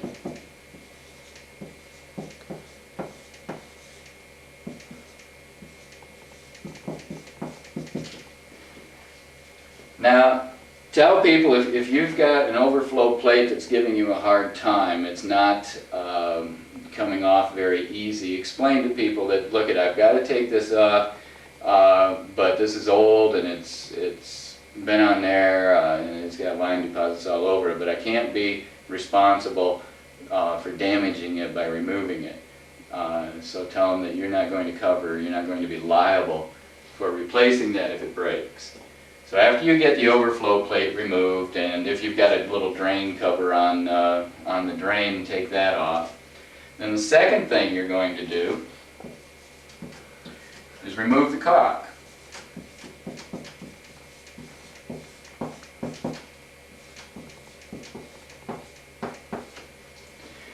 Now, when you go to remove the caulk, remember, heat softens caulk. You're going to run into some caulk that is like rock.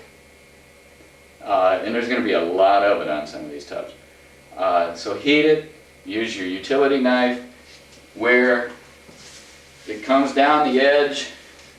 Say this is the surround, here's your tub. Now your caulk is going to run, I'm going to exaggerate here, but your caulk is going to run in here. So bring your knife down and cut a V down into the caulk. Okay, and then take this area out. And then you can bring your razor blade, your scraper along, your razor blade scraper, and heat this and cut this stuff off. Now if this surround is plastic, be careful with heat and be careful with the razor blade. If you have to, rub it off with your finger. But heat will warp it and the blade's going to cut it. And down on the tub, if you start chipping away at this stuff, you can pull the porcelain right off with it, and then you're going to have some fill work to do. So the second thing you do is remove that caulk and get every little tidbit of silicone off of the tub. The best thing to do after removing the silicone is to use like an 80 grit wet and dry. Just take a section of it and run it around that edge real good to make sure that you grind all that silicone off of there. Now after you do that, then you want to take your razor blade and you want to scrape entire tub with that blade, front and back, inside, top and bottom. Now when you do that, what you're going to be doing is removing paint drops or splatters that's been on that tub for who knows how long, since the first day they painted it sometimes. You're going to be removing some more of the silicone and caulk. You're going to be removing soap scum. Now when you take a razor blade over your tub, if you start seeing a powdery substance come off, it's going to be one of two things. It's going to be porcelain or it's going to be soap scum. So you want to, the soap scum dust you can pick up in your finger and it's going to feel oily and soapy. If it's porcelain, it's going to be real dusty. Remember that spot if it's dusty. Because then, after you scrape the tub, you want to go over it with a 120 grit or even an 80 grit and remove that dust as much as possible. In some cases, you'll want to take the ROS, the Random Orbital Sander by Porter Cable, and put 100 grit disc on there and go over the entire tub with it. Because sometimes you're going to find the tub surface is extremely rough. I mean, it feels like 120 grit. And you want to knock that down a little bit. Well, you can sand it down. Like I said, put 80 grit on that ROS and have at it. and you'll knock it down and smooth it down a little bit. And usually if you get a tub that's that bad, it's not going to be a good day. Just plan on it, because porcelain gets a lot of pits in it, and the further porcelain is worn down, the more pits you're going to find. And the older the tub, the more pits you're going to find, and the older the tub, the softer the porcelain. When tubs are manufactured, I think I explained it earlier, they heat them up, put on a powder, and on cast iron, they're heated up to 1700 degrees, and the powder is sprinkled on, and on steel they're heated up, and then a ground form of porcelain is put on. The final step is to glaze it. When that's worn off, the tub feels sandy, porcelain starts absorbing stuff. Well, then people get all sorts of bright ideas, and sometimes they can really damage the surface of the porcelain. That's when you want to sand it, but you cannot sand out the grooves that are caused from the acids dripping down the tub and running down the drain. You're going to have to fill those, and you know, we go over that on the tapes. So after you get done scraping it, and if you have to, sanding it, the next step is to wash it. Now you take the cleaner and you wash it with the heavy-duty scrubber. That's the brown one. And use rubber gloves, but you don't need a respirator to do this. Now this is one thing that's really nice about the primer that I've developed, is that at this stage of the game, most people, and I don't know, I think Miracle Method has an etchless primer, I'm not sure, but what you want to do, well, Miracle Method also has the highest price franchise, up to $60,000. But what you want to do is remember that this is the point where everybody else uses an acid etch. Some people use a hydrochloric acid etch, which isn't really that good, especially on your steel tubs. Your steel tubs, some people call these enamel tubs. Well, it's porcelain. It's a little different kind of porcelain. It's harder to etch. Hydrochloric etches have a real difficult time dealing with steel tubs. It's something to remember in your repairs, because when you do a repair on porcelain, you have to etch the area so your fill will stick to it. Make sure that etch is down there for a long time, and make sure that it's etched well, otherwise your fill won't hold. But at this stage of the game, where you're going to be washing it with this cleaner, other people have to have on their full face or their positive pressure respirators, or their dual cartridge with the organic vapor acid gases cartridges on, and they're using hydrofluoric acid. Now your hydrofluoric acid is, it's probably the worst acid on the face of the earth. It's extremely strong, it's extremely dangerous. It will burn you and damage human flesh or damage tissue before you feel pain. By the time you feel pain, it's too late. The burn has already been affected, and you've got a problem. So I didn't like dealing with it. I didn't like working with a respirator on, and you know, especially on a hot August day, you're scrubbing somebody's tub with hot water running, and you've got to wear this respirator. Now on a regular dual cartridge respirator, you are sucking the air in. You are drawing it in. You're using your heart and your lungs to draw that air in through those cartridges. Whereas with the positive pressure, you've got a mask on, and then you've got a tube that runs down to a belt, and then you've got a tube that hooks in to the back of the belt and runs out around where there's a compressor in a fresh air environment, up to 50 feet away. I never liked that idea. Number two, or another example, is with the acid etching system. If they've got tile around their wall or on their surround, and you are using an acid etch, that acid etch will etch that tile. And when you're doing the front of the tub, if that runs down onto a tile floor, you're going to etch the tile floor. If it splashes onto their toilet, it's going to etch the toilet. If it gets on their sink, it's going to etch their sink. It turns into a nightmare. Your next step then is to wash the tub with the cleaner that's recommended in your manual. And it's actually a pretty simple cleaner. It's a Johnson product called Crew. I think it costs about 12 bucks a gallon, and you dilute it 1 to 4. So you get, now that isn't what it calls for in the instructions, but that's what's going to work for you. You get a 5-gallon jug, pour the gallon of Crew in there and fill it up. You've got a 1 to 4 ratio. 1 gallon of Crew, 4 gallons of water equals 5 gallons. And then you just take that gallon jug and you refill your little 16-ounce bottle. I carry 2 16-ounce bottles of it with me all the time. I like to have a spare of everything with me all the time. So if I run out of one, I can throw that in the tub I use to take back in at night and do my refills on. And then I've still got another one out there that I'm working with, so I'm rotating all the time.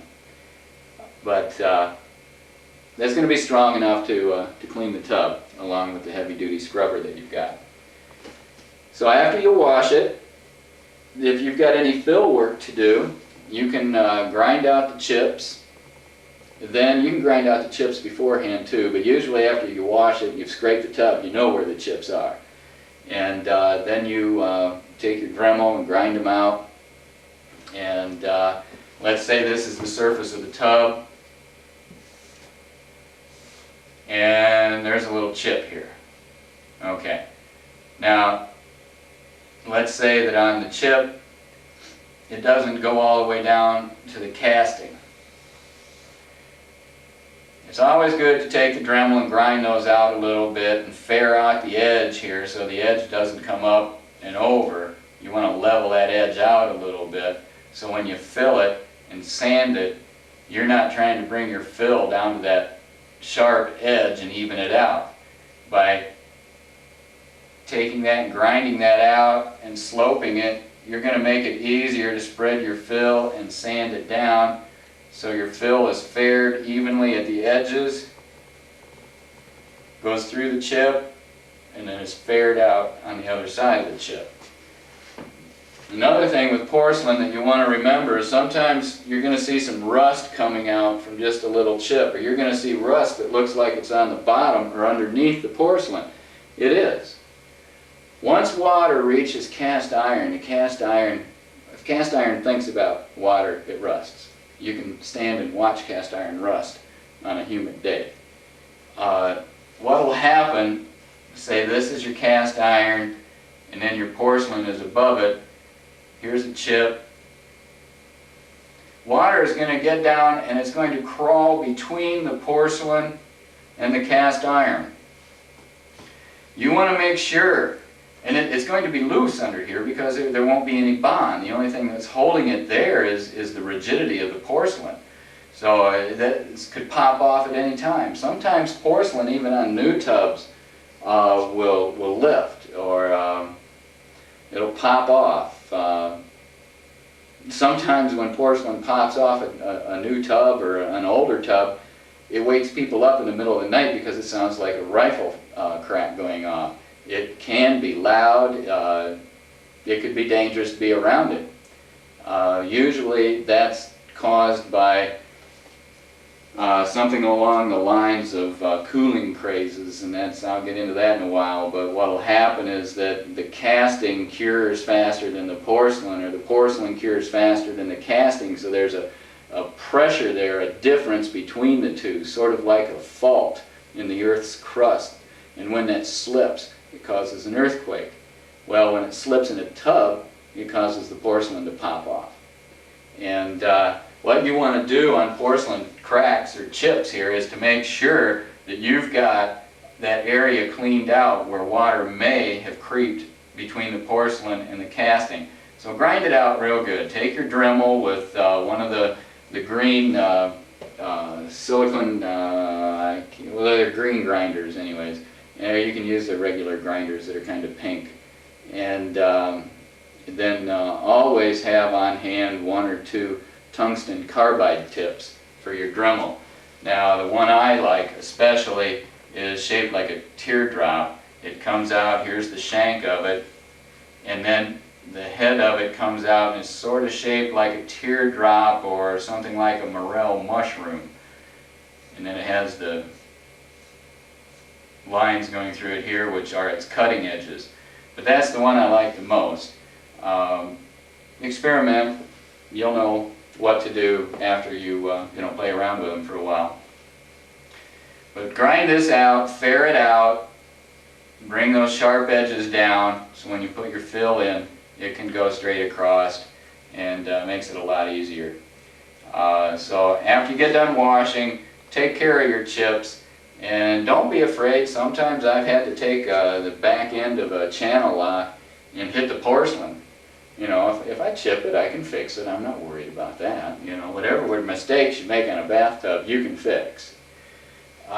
Just to make sure that porcelain's loose, because I don't want to put a finish on the tub and have them call me up 3 months later and tell me that my finish is coming off, only to find out that I didn't check a chip good enough and it just lifted off, because you never know when they come off. I've seen some of them on other people's jobs that I've stripped off that it's been there for 10 years. But I just don't want to take that gamble. You know, while I'm there, I got the drill out, grind it off. Make sure you get it done right. Okay, now after you wash it and do your fill work, well, here's a good time too. Now underneath drains, you're going to find that you might want to fill in between the overflow and the drain, because in that area, what you've got is a lot of water dripping down. Here's your overflow covered, a couple of screws here and the knob, and what you've got down here is an area, where the water drips down to the drain that sits down here. Now this area here can be really grooved, can be really pitted, and you'll learn with experience whether you want to fill that or not. But usually if it's grooved out, go ahead and fill it and then sand it down, because that is an area that gets a lot of abuse, a lot of soap, everything just, and dripping faucets. This area is usually well worn away, like in the corners of a tub where people set the bottles of shampoo and so on. Then down around the drain also, check that out, make sure it's not full of large pits because of the wear and tear that area gets.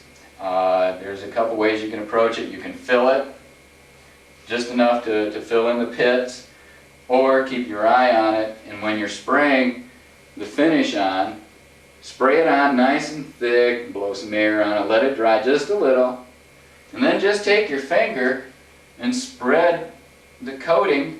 I don't like to use the word paint. People say, well, all you do is paint the tub, don't you? Well, no, you don't just paint the tub, technically. But, you know, because you paint walls, you paint houses, you paint battleships, you paint airplanes and spacecraft. So paint's a pretty broad term. Take your coating, another term for coating is decorative film. Take your coating and just push it around with your finger, and that'll push it down into those pits and fill it in. And I've never had a problem with that. It works great. It's a lot easier than taking fill and trying to scrape it around there and everything. Another thing you want to look for, damage around the drain shoe or drain escutcheon. That's that metal ring that you see in the bottom of the tub there. If there is damage around there from water sitting or acid sitting and eating it out, some people fill around that area. This is the weakest area in a tub, is around that drain. Very weak, extremely weak. However, with the primer that you use, an open edge doesn't mean anything. Everybody else's primer, that open edge is going to be a problem. Now if somebody chips the tub and that open edge stays there, water's going to get underneath the primer, between the porcelain and the primer, the same way it does between the porcelain and the casting or the steel. You don't want that to happen. But on this primer that you're going to be using, that's not a problem. So down around the drain, you don't have a problem. Your weakest point on the tub is going to be wherever you use fill. So avoid using fill as much as possible. Down around the drain, grind it out. Take your Dremel or your Craftsman type Dremel. By the way, the Craftsman Dremel tool or the Craftsman Moto tool is manufactured by Dremel for Sears, except Sears charges about 1/3 of what a hobby store is going to charge for the Dremel. But just take your Dremel tool and around the drain where the porcelain is roughed up or whatever the problem is there, just smooth it out with a grinder and don't worry about filling it. Because when you put fill here, that magnifies the weakness of that area to the nth degree. So avoid using fill around the drain. Just grind it out. And then dump your coating on that area and just let it flow down around the drain. It'll seal. It's better than trying to fill it, because as I said, once water reaches that fill, you're dead. You're going to have to go back and fix it later. Okay, now after you get done doing the fill, your next step then is to go ahead and mask it. Now you're going to see in the tape how I mask it and what to do and everything else. I'm not going to go into that. You may find your own way to do it. It might be better than my way. I don't know. Everybody's got their own way to do these kind of things. But go ahead and mask it. And make sure that you put the little fold and lock sandwich bag with a half a paper towel in there.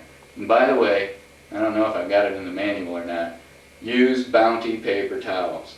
They're probably the most expensive, but they are absolutely the best paper towel to use. They're more absorbent, they're not going to roll up and leave a bunch of rolls behind on the tub.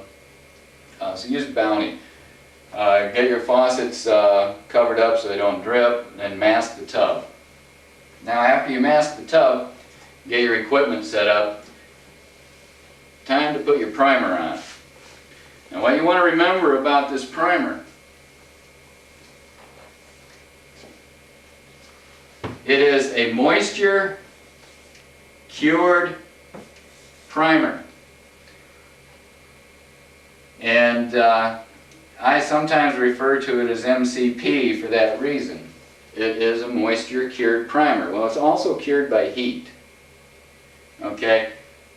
To use this primer the way it's recommended, you let it sit for 2 hours at 70 degrees at 50% humidity. You don't have 2 hours. And the longer you let something sit, the more dust settles on it. You don't want to deal with that. So I found a way to speed it up.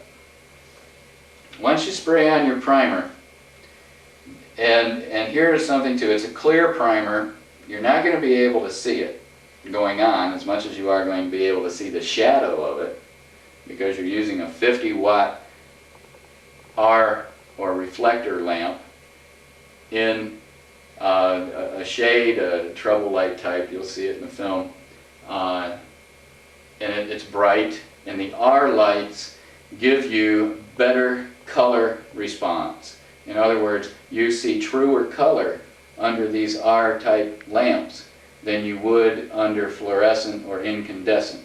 So stick with this reflector-type spot lamps, and be sure and use them for repairs or anything else. And when you're using them, turn them on to check the light and the shadows that's in the room naturally, and then turn them back on again.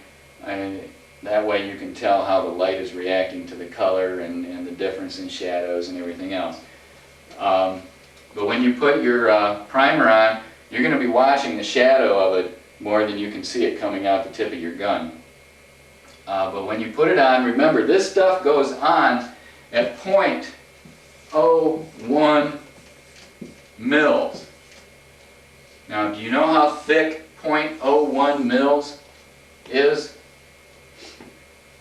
A piece of notebook paper is 0.03 mils thick, approximately.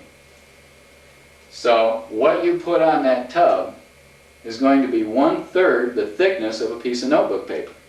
And that's pretty thin. Now you'll get to know how to do this. Now on real non-porous tubs you want to put it on a little heavier. Now this is where I cannot emphasize enough, more is not better. More is not better. Again, more is not better. It's like the greatest polluters in the world are Mr. and Mrs. Homeowner who goes out in their yard and thinks, well, gee, if an ounce of malathion or 2,4-D dichlorophenoxyacetic acid, if 1 ounce of that stuff is good, well then 3 ounces is 3 times as good. No, it's not. It's 3 times as bad. And that's what we're talking about here. 0.01 mils, 1/3 the thickness of a piece of notebook paper. If you get too thick with MCP, you're going to get a silicon-like reaction.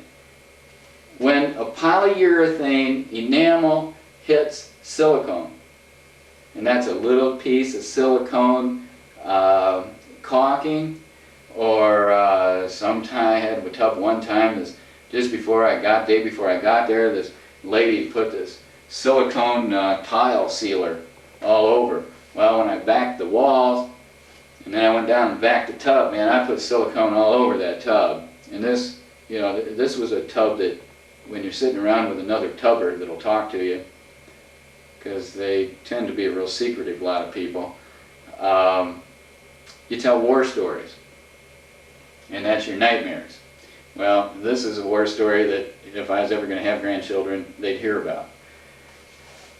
So, don't put it on too thick or you're going to get a silicone-like reaction. That is where fish eyes come in. That is where you get a reaction like oil and water. Because as soon as that coating hits it, it's going to separate. And it's going to leave little openings. And it's going to be like fish eyes. And that's where the coating hits the silicone and then it separates around it like there's some sort of magnetic field. Okay, that's where your 259S comes in. That's a surface tension modifier. And that it can be a little problem because it tends to, if there's a high point in the tub, like, you know, there's a little lump in your porcelain or something, it tends to, instead of coating over the top of it and hanging onto it on that bump, it'll tend to run down the sides of it on the corners and leave the corners, like if it's a bolt, it'll leave the corners of the bolt showing. What it does is it increases the flow characteristics of your surface coating. And you don't need much of it. Follow instructions. Probably when I do a regular tub and I use 8 ounces of base and I follow my regular formula, I might use 8 drops. Now if you use too much,